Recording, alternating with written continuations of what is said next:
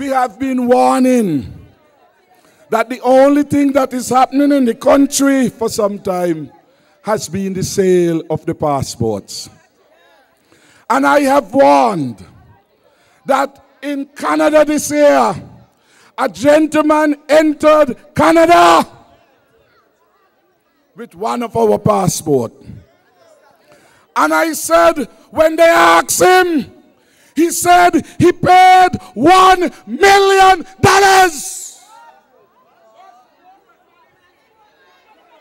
I challenge Douglas to deny that an official entered Canada with a St. Kitts Nevis passport. I call the number down a boys. I hide it so many places that they can't get it.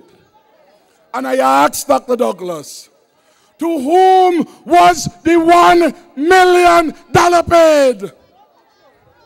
How are you add up that? Did somebody get a finder's fee? I don't know. In the public interest, I am asking. You know, it's when Canada, that thing happened too. They put so much pressure on him. They threaten to take away the visa-free travel that we have to Canada. Imagine one man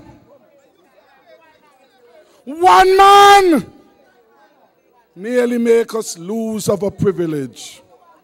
And the US government said that it will make it more difficult for us to get visitors' visa. And that is why you heard him come with this false press release that he was going to stop, give Iranian and people from Afghanistan our passports. Serious things are happening, you know. The country is in serious trouble and there are serious repercussions. So I invite the chairman to come and to read from the document. And I want you to ponder. Listen to it. Some of you been asking about this thing where Douglas came up like a magic man. And in our passport, he no longer put that you're born in St. Kitts. He hiding it. He hiding it for the foreign people who come from countries that can't easily go to Canada and the USA. Terrorist states and states in which them Taliban people live. He wants to make us the next Middle East. And you hear them talking about a man go come again. This man, Montevessel. This man aligned with Douglas and aligned with foreign Lawrence. What passport does Montevessel has? Who gave it to him?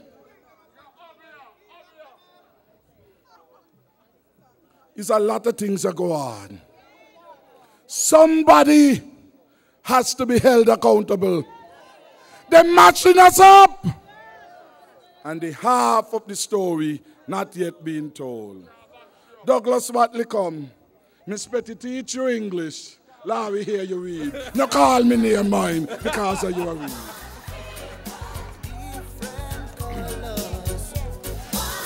So I guess it's me they're gonna lock up. The letter is written to the honorable cabinet colleagues from Patrice Nisbet, the Honorable Patrice Nisbet. And the letter concerns, or is about concerns and queries raised by a Mr. Paul Jameson, a liaison officer with the Canada Border Services Agency. And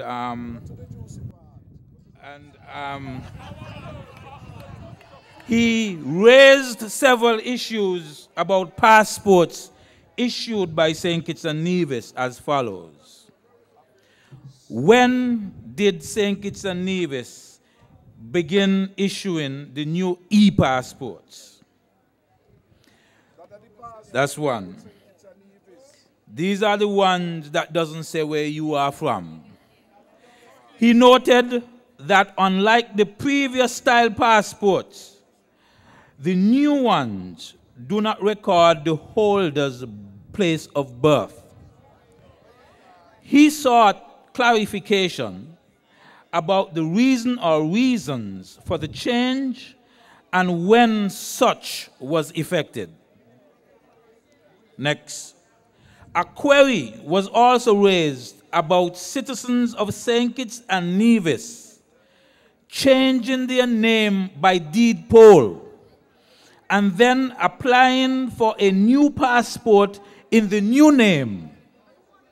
In such cases, the name change is not noted in the passport. Next point.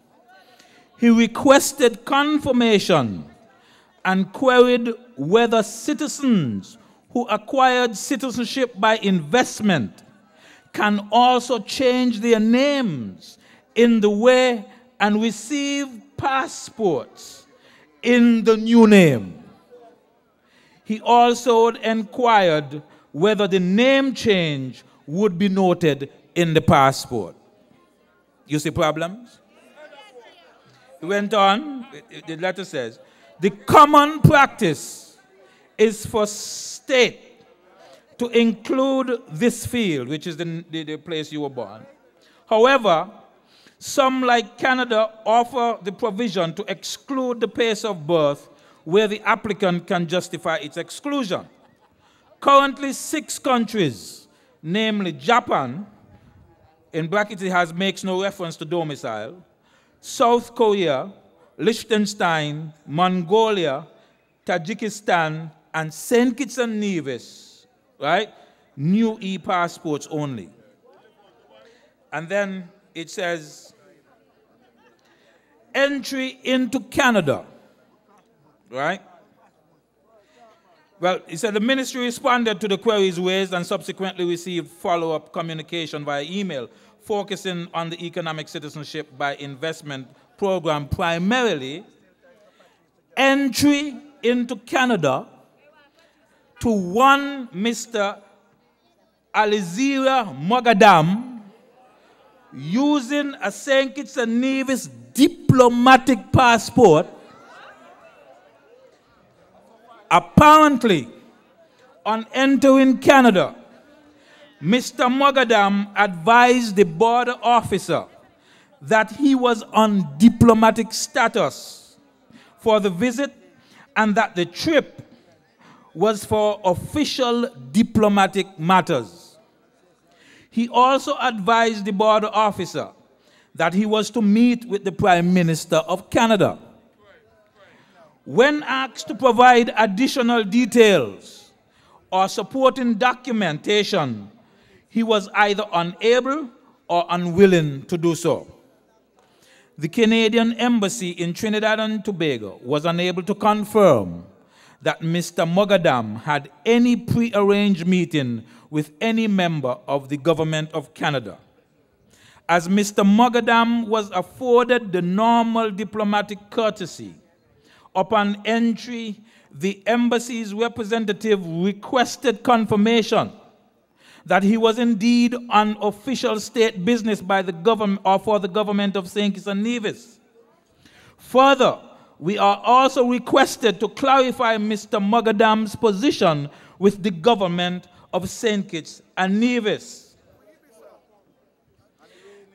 Given the sensitivity of this matter, particularly its possible implication for the continuation of the visa-free status which the Federation enjoys with Canada, it is imperative that honorable colleagues address the issues comprehensively.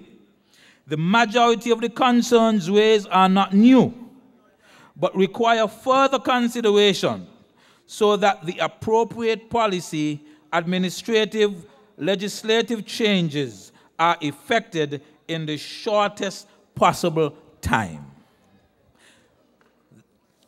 There was more, but this is all he said I must read.